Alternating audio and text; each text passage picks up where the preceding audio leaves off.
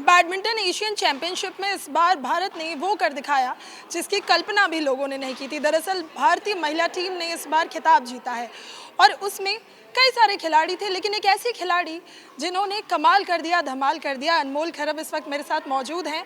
उनकी रैंकिंग तो टीम में सबसे कम थी, लेकिन जो कमाल उन्होंने किया है शायद उसकी वजह से ही हम ये पदक जीत पाए हैं। अनमोल, सबसे पहले तो आपको बहुत बहुत बधाई।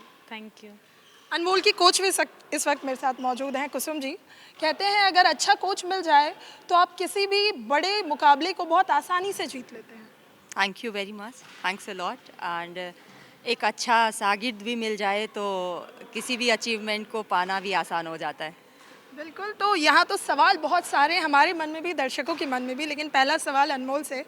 अनमोल, इतनी कम उम्र है आपकी और आपने देश के लिए वो मेडल जीता जिसकी बदौलत मैं ये कहूँगी कि हमने अच्छा परफॉर्म किया और हम इतना बड़ा खिताब लेकर लौटे हैं, इतिहास रच दिया है। मुझे लगता है प्रेशर रहा होगा या प्रेशर नहीं था? नहीं था। बिल्कुल नहीं। बिल्कुल नहीं। तैयारी जीत की क्या थी? मैम ने यहाँ से क्या सिखा के भेजा था? यही सिखा के भेजा था कि अपना बस 100% देना है। जीत हार से कोई फ़र्क नहीं पड़ रहा, बस मतलब अपना जितना खेल सकते हो उस उतना खेलना है। देखिए, पहले तो अनमोल ने आपके पास खेला, फिर वहाँ पर जब वो वहाँ पहुँची, गोपी चंद जो हैं उनके साथ खेला, पीवी सिंधु के साथ खेला, तमाम बड़े खिलाड़ी। लेकिन कहते हैं पहला स्टेप बहुत इंपॉर्टेंट होता है। मैं अनमोल से तो उसकी जर्नी सुनूंगी, मैं आपसे अनमोल की जर्नी के बारे में जानना चाहती हूँ। अनमोल की और मेरी जर्नी 22 में शुरू हुई और अभी भी चल रही है 24 तक। और ये जर्नी बहुत सुंदर थी। शुरुआती डेज़ में जब अनमोल आई थी तो बड़ी चुलबुली सी और मस्ती वाली अनमोल, और अपनी बातें मनवाने वाली अनमोल। जब उसको सेशन में थकान हो जाती थी कि बस मेरा लास्ट है, फिर उससे हम भी उसी तरीके से कि अच्छा एक लास्ट, पर वो एक सबसे बड़ी चीज़ होती ना कि उसके बावजूद हाँ ठीक है। तो वो हमेशा कोचेस को फॉलो करने वाली अनमोल है, कोचेस की रिस्पेक्ट करने वाली, अपने पीयर ग्रुप का रिस्पेक्ट करने वाली अनमोल है। और शायद यही कि वो हमेशा कोर्ट पे डिसिप्लिन, टाइम पे पहुंचना और 100% अपना देना, ये आज यहाँ पे हम लोगों को खड़ा कर दिया है कि आज हम अनमोल के अनमोल किस्सों के बारे में बात कर रहे हैं। बिल्कुल, अनमोल के अनमोल किस्से। अनमोल, 472वां नंबर होना और फिर उनसे मुकाबला होना जो टॉप 50 में है, कहीं ना कहीं जो प्लेयर होता है वो थोड़ा सा ये सोचता है कि सामने जो मेरे खेल रहे हैं बहुत अच्छे खिलाड़ी हैं। तो क्या आपके मन में भी कोर्ट में कभी ये ऐसा ख्याल आया था? नहीं, मैंने देखा ही नहीं कि सामने खेल कौन रहा है। मेरे को पता ही नहीं था कि सामने खेल कौन रहा है। मेरे को बस ये था कि ठीक है, अपना अपना खेलना है। और एक खुशी थी कि अपने से ज़्यादा अच्छे और सीनियर प्लेयर और एक्सपीरियंस प्लेयर के साथ खेलने का मौका मिल रहा है। इससे बड़ी बात क्या हो सकती है। अच्छा, जब वहाँ आप गई थी मुकाबला खेलने, मम्मी पापा साथ में थे? हम 10th को गए थे। हम 11th की सुबह पहुँचे थे। हमारा मैच 14th को था, पापा 13th को आए थे। पापा 13 को आए थे।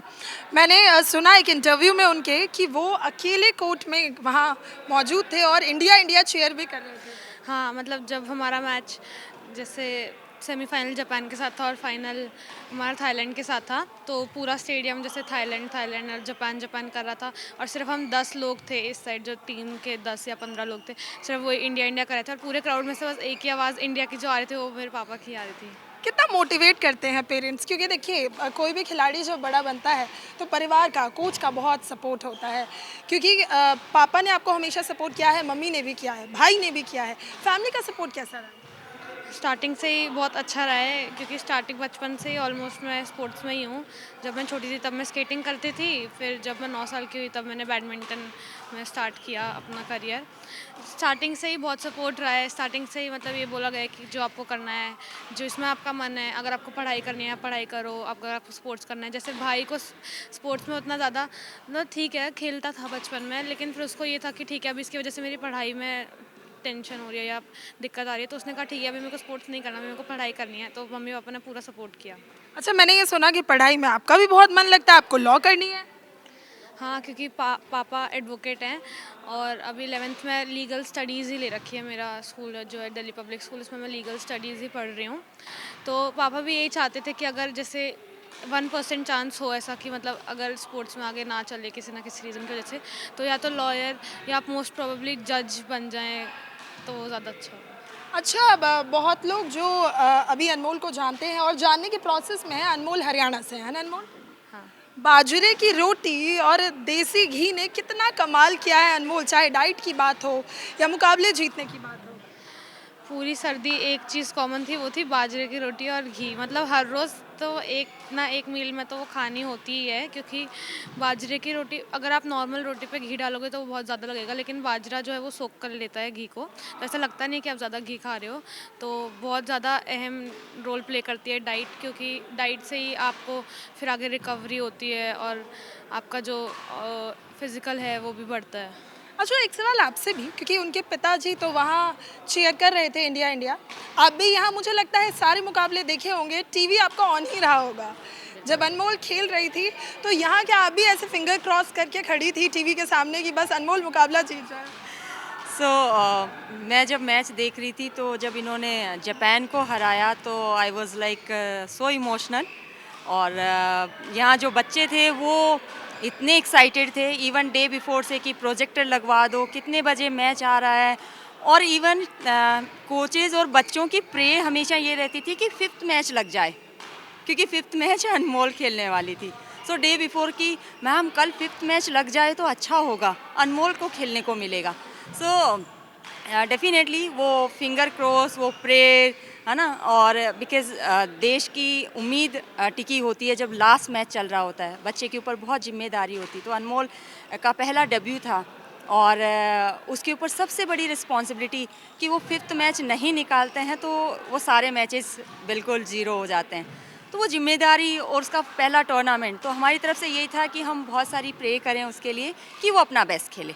हमेशा वो एज अ चैम्पियन खेलती आई है, उसके माइंडसेट चैम्पियन माइंडसेट है और उसने अपना चैम्पियन माइंडसेट वहाँ पे मेंटेन रखा और देश के लिए मेडल लाने की हर बार अपनी जो उम्मीद थी उस पे खरी उतरी। बिल्कुल अनमोल, आपने ये जो मुकाबला है बिल्कुल निर्णायक खेला है। देखिए, जैसे हम अगर क्रिकेट की बात करते हैं तो महेंद्र सिंह धोनी जब एंड में पहुंचते थे तो मैच जिता कर ही लौटते थे, तो इस टूर्नामेंट के महेंद्र सिंह धोनी बन गए हैं आप। मैं आपका फेवरेट कौन सा बैडमिंटन प्लेयर है? वैसे अगर इंडिया में बात करें तो बचपन से ही साइना दीदी को देखते आए हैं। सिमिलैरिटी ये भी है कि एक तो वो भी हरियाणा से है, हम भी हरियाणा से हैं। फिर जो गेम स्टाइल अगर आप देखोगे तो वो भी काफ़ी सिमिलर है, वो भी एक अग्रेसिव प्लेयर है, मैं भी एक अग्रेसिव प्लेयर हूँ। फुटवर्क भी ऑलमोस्ट बहुत सिमिलर है। और अगर वैसे वर्ल्ड की बात करें तो ताइज़ू इंग है, उसका डिसेप्टिव गेम बहुत पसंद है मेरे को।